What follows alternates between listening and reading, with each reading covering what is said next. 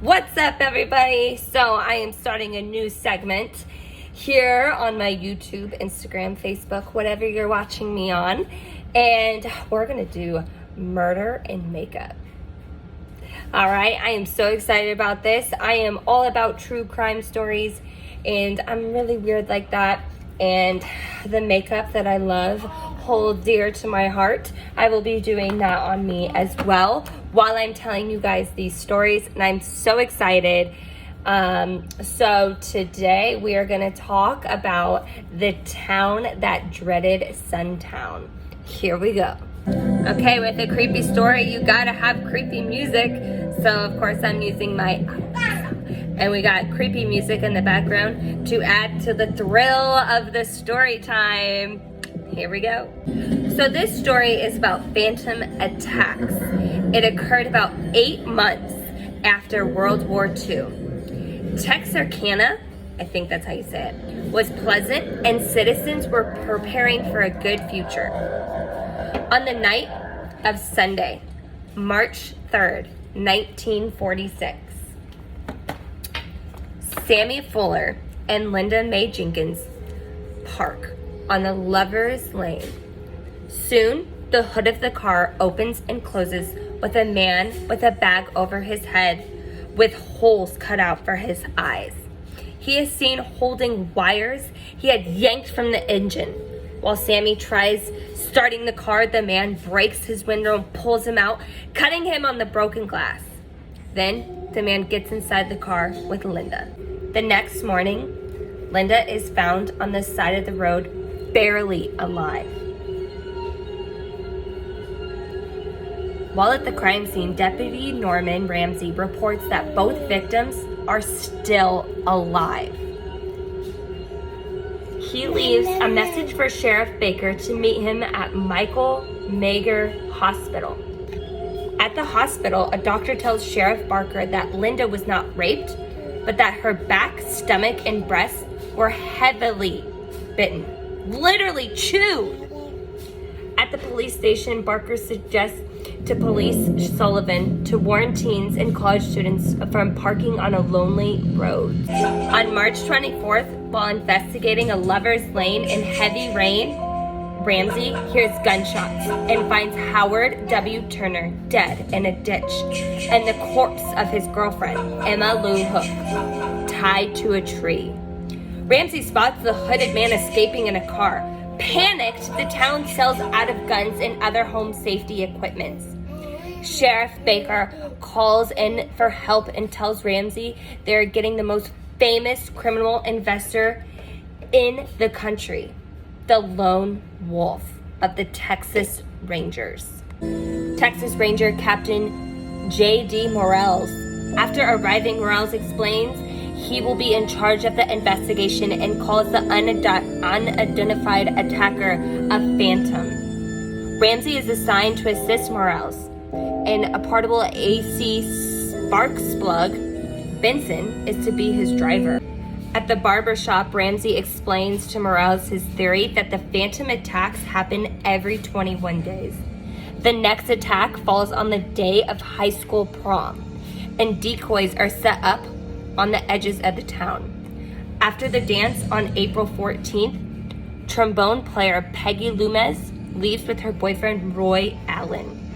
Despite her worries, they go to Spring Lake Park in the middle of town.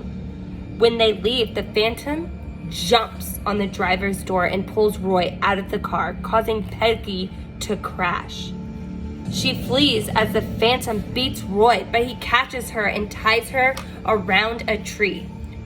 Roy awakens, but Roy is shot to death while attempting to escape.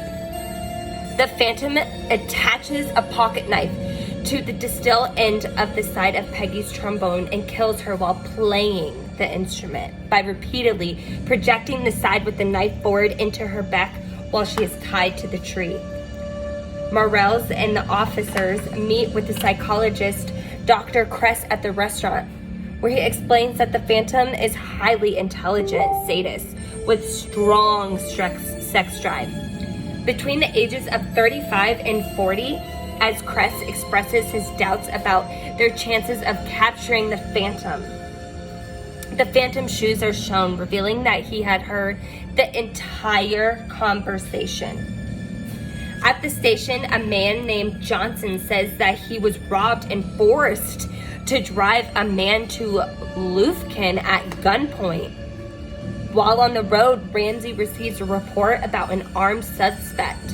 In a brief chase, the suspect, Eddie Lee Dukes, at first denies everything, then confesses to being the Phantom. But Morales is unconvinced. Johnson identifies him as his robber.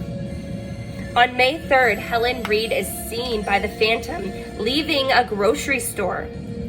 At home that night, Helen asks her husband Floyd, who is sitting in front of his window in his armchair, if he hears somebody's walking outside.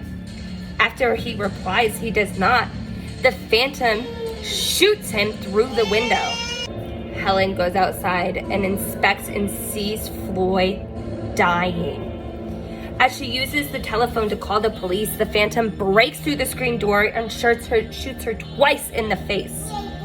Despite her wounds, she drags herself out of the house and into a cornfield while the Phantom inspects Floyd's body.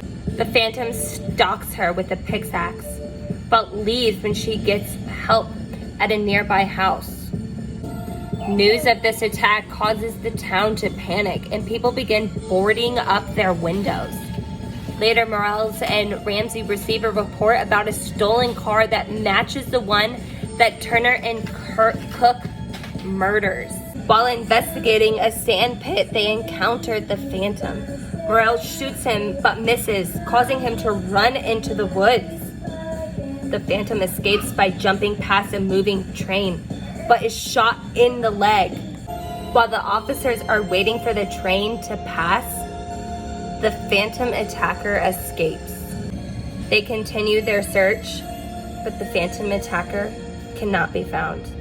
They continued and had endless nights searching for the Phantom attacker, but still to this day, in the year of 2021, the Phantom attacker still has not been found, and the people that he had murdered was never brought to justice.